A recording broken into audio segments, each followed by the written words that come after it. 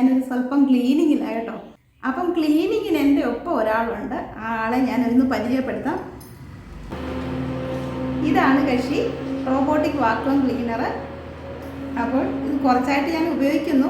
ഇതെങ്ങനെയാണെന്നൊന്ന് ഉപയോഗിച്ച് നോക്കിയിട്ട് നിങ്ങളോട് പറയാമെന്ന് ഓർത്താണ് ഒന്ന് വെയിറ്റ് ചെയ്ത്.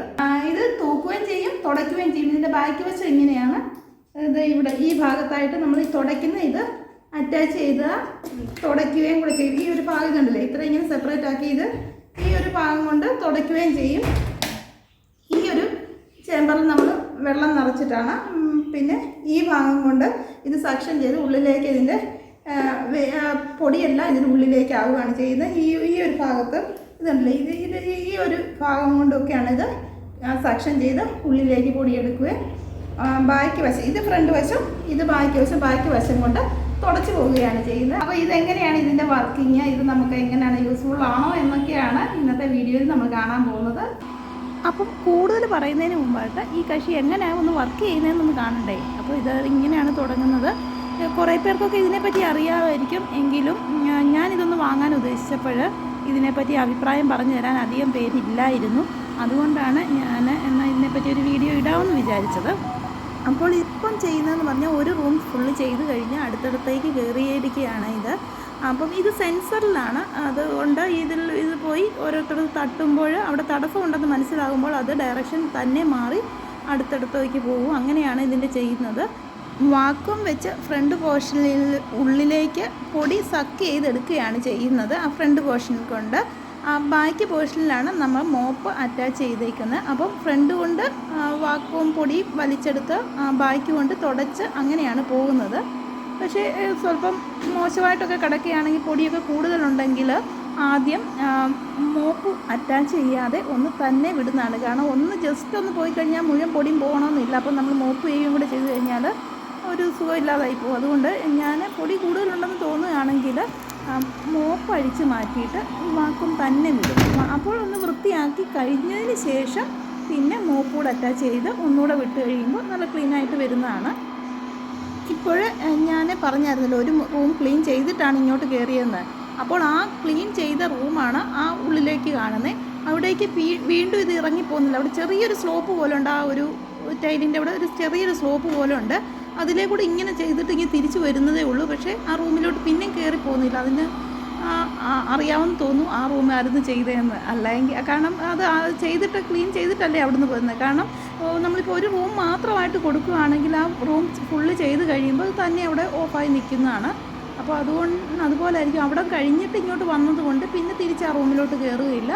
പിന്നെ ഇതേപോലെ ഇങ്ങനെ നേരെ വരികയാണ്. പിന്നെ ഇത് ഒത്തിരി ദൂരം ഉണ്ടെങ്കിൽ അതിൻ്റെ പകുതിയായിട്ട് ഡിവൈഡ് ചെയ്ത് കണ്ടില്ലേ, ഈ ഒരു അത്രയായിട്ട് ചെയ്തിട്ട് പിന്നെ പുറകോട്ട് പോവുകയാണ് ചെയ്യുന്നത്.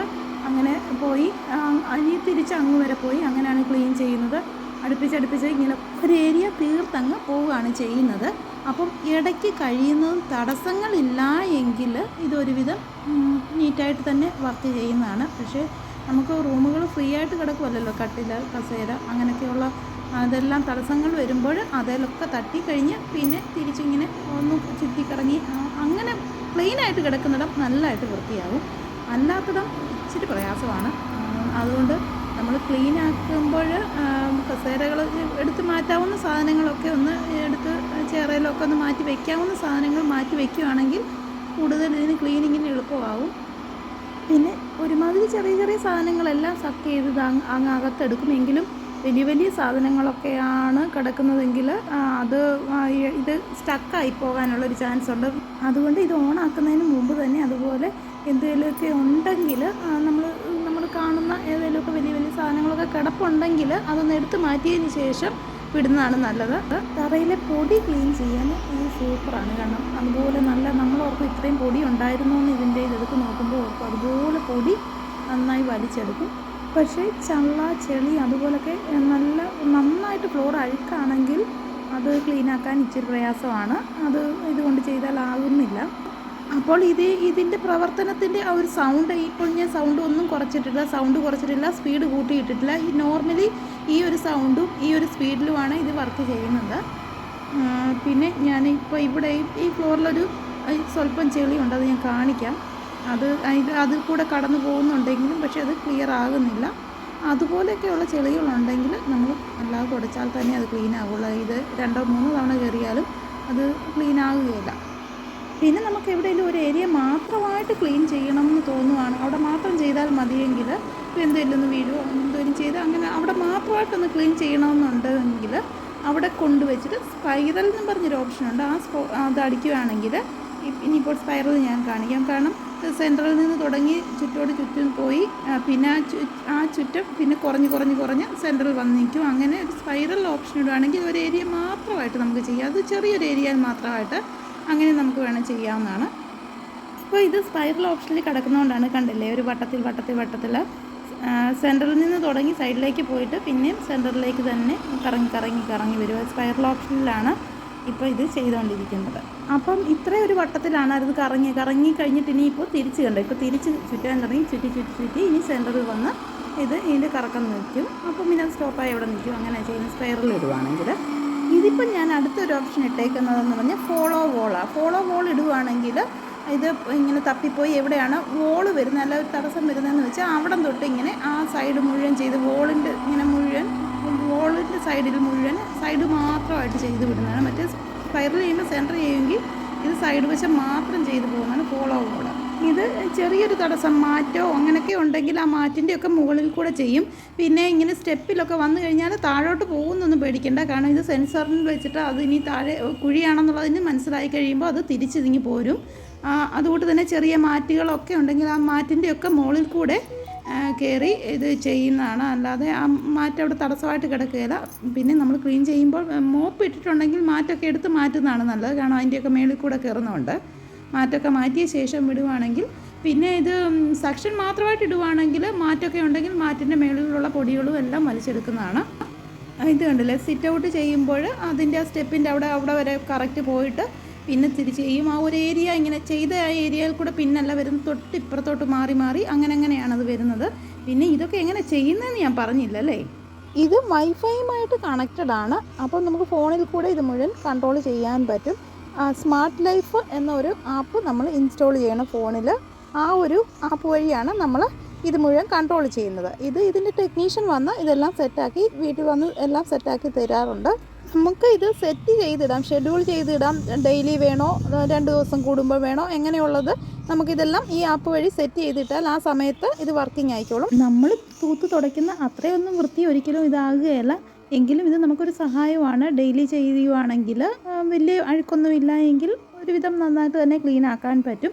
പിന്നെ ഇതിന് സാധാ വാക്യൂം ക്ലീനറിൻ്റെ അത്രയും കറണ്ട് ചാർജ് ആകുന്നില്ല. കാരണം ഇത് ബാറ്ററിയിലാണല്ലോ വർക്ക് ചെയ്യുന്നത്. ചാർജ് ആയിക്കഴിഞ്ഞാൽ ഇതിൻ്റെ ആ ബാറ്ററിയിലാണ് ഇത് വർക്ക് ചെയ്യുന്നത്. തിരക്കുള്ളവർക്ക് ഇതുണ്ടെങ്കിൽ ക്ലീനിങ്ങിനുള്ള സമയം മറ്റ് ആവശ്യങ്ങൾക്കായിട്ട് സ്പെൻഡ് ചെയ്യാൻ പറ്റുന്നതാണ്. സ്മാർട്ട് ലൈഫ് എന്നുള്ള ഈ ആപ്പ് ഓപ്പൺ ചെയ്യുമ്പോൾ ഇങ്ങനെയാണ് നമുക്ക് വരുന്നത്. ഇതിപ്പോൾ ഞാൻ വർക്കിങ്ങിലാക്കി വെച്ചിട്ടുള്ള അവസ്ഥയിലാണ് ഇങ്ങനെ വരുന്നത്, ഓഫ് എന്നുള്ളത്. ഇപ്പോൾ ഞാൻ ഓഫ് ആക്കിയപ്പോഴാണ് ഇനി ഓൺ എന്നുള്ളത്. ഓൺ എന്നുള്ളത് ഞെക്കിയാൽ പിന്നെ ഇപ്പോൾ വർക്കിങ്ങിലാണ്. ഇനിയിപ്പോൾ നമ്മൾ ഓഫ് ഞെക്കിയാൽ ഇത് ഓഫാകും. ചാർജ് എന്നുള്ള ബട്ടണിൽ ഞെക്കുകയാണെങ്കിൽ അത് ചാർജിങ്ങിലേക്ക് പോകും. താഴെ ഉണ്ടല്ലോ അതിൽ സ്മാർട്ട് എന്നുള്ള സാധാരണ ഇത് സ്മാർട്ട് ക്ലീനിങ് ആണ് നമ്മൾ ചെയ്യാറുള്ളത്. ആ സ്മാർട്ട് മറ്റേ അടുത്തത് ഫോളോ വോള്, സ്പൈറൽ, ഇതൊക്കെ ഞാൻ വിശദമായിട്ട് പറഞ്ഞായിരുന്നല്ലോ. മാനുവൽ നമുക്ക് ഓരോ ഇടം മാനുവലിൽ എടുത്തു കഴിഞ്ഞിട്ട് നമുക്ക് ഓരോ ഇടം മാത്രമായിട്ട് സ്പെഷ്യലായിട്ട് ചെയ്യണമെങ്കിൽ അങ്ങനെ അത് ചെയ്യാം. പിന്നെ ഷെഡ്യൂൾ ചെയ്യുന്നത് എങ്ങനെയാണെന്ന് ഷെഡ്യൂൾ ചെയ്തേക്കുന്നത് മോർ എന്നുള്ള ഓപ്ഷനിൽ നമുക്ക് ഇതിൻ്റെ സെക്ഷൻ കപ്പാസിറ്റികൾ കൂട്ടുകയും കുറയ്ക്കുകയും ഒക്കെ ചെയ്യാം. അങ്ങനെയൊക്കെ ഇതിൻ്റെ സെറ്റിങ്ങുകൾ ചെയ്യുന്നത്. ഇത് മാനുവൽ ചെയ്യുന്ന ആ ഒരു ഇതിലേക്ക് ഞാൻ എടുത്ത് നോക്കിയാണ്. മാനുവലിൽ കണ്ടില്ല, ഇപ്പോൾ നമുക്ക് ലെഫ്റ്റിലേക്ക് വിടണമെങ്കിൽ ലെഫ്റ്റിലേക്ക്, റൈറ്റിലേക്ക്, അപ്പർ അങ്ങനെയുള്ള ആ സൈഡുകളിലേക്കൊക്കെ വിടണമെങ്കിൽ ഈ മാനുവൽ ഇതെടുത്തിട്ട് നമുക്ക് പിന്നെയും അവിടോട്ട് തന്നെ വിടണമെങ്കിൽ അങ്ങനെ ചെയ്യാവുന്നതാണ്. ഇങ്ങനെയൊക്കെയാണ് ഇതിൻ്റെ ബാറ്ററി കപ്പാസിറ്റി 78%. അങ്ങനെ ബാറ്ററി തീരുമ്പോൾ ഇത് തന്നെത്താൻ ചാർജിങ്ങിന് പോവുകയും ചെയ്യും, ബാറ്ററി തീർന്നു പോയാൽ.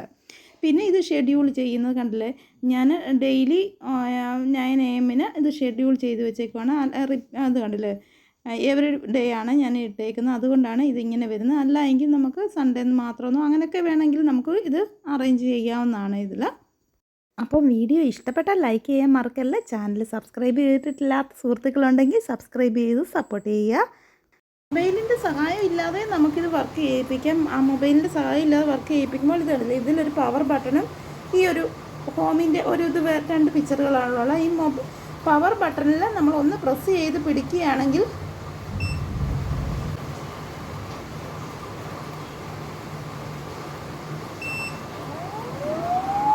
കണ്ടോ, ഒന്ന് പ്രസ് ചെയ്ത് പിടിക്കുമ്പോൾ ഓണാകും, ഒന്നുകൂടെ പ്രസ് ചെയ്യുമ്പോൾ ഇത് വർക്കിംഗ് ഇതിലാകും.